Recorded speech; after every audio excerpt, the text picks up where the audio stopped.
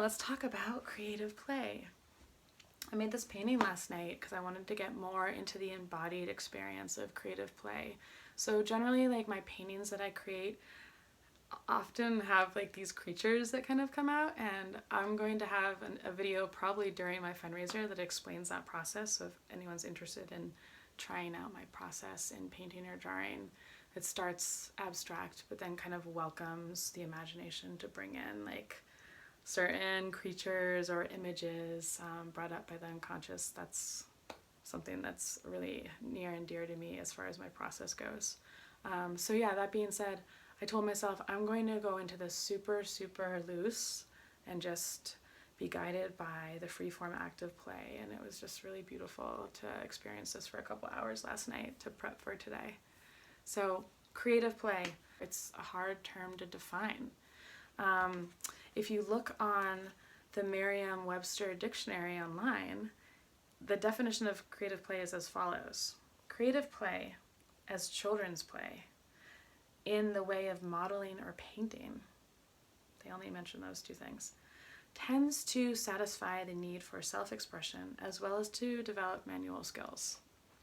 So feels kind of dry. It doesn't feel at all like this magical experience of what I believe creative play to be, and I believe many people who I have spoken to, the way that they experience and talk about creative play. So that's why I'm here. I want to break it down a little more, and I'm going to end up at the end of this video giving you my own definition of creative play.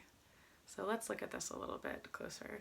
I believe that it's been difficult to define creative play because people are trying to define it in like almost like a very erudite, scientific manner. And because creative play is different from person to person, and because it involves like all the variables that are happening at once in a given moment, it's almost like not one type of phenomenological experience, right? So I have a feeling that's why it's really difficult to describe. And also, contextually it changes, and so people maybe are just afraid to come out and say it. I mean, I want to say it right now, but I'm going to wait till the end of this video. So again, hold tight, okay? So let's break down creative play. Like, let's look into the Latin roots, shall we? Maybe we need to get a little more closer to the spaces of the universal shapes, colors, textures.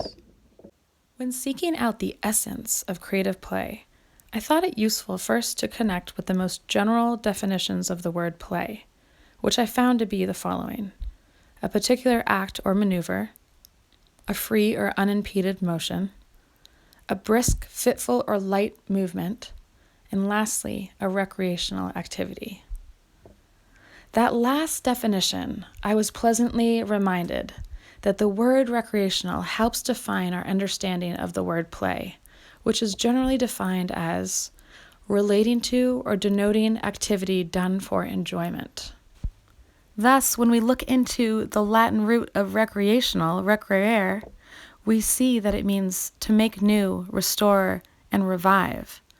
So now, you tell me, when a human is engaged in play, an activity done for enjoyment, what then is being made new? What is being restored, revived even? This really got me thinking.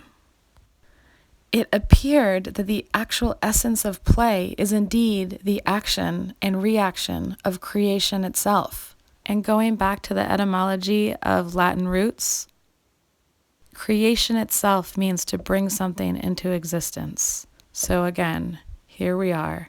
The act and reaction of creation is play. The act and reaction of bringing something into existence.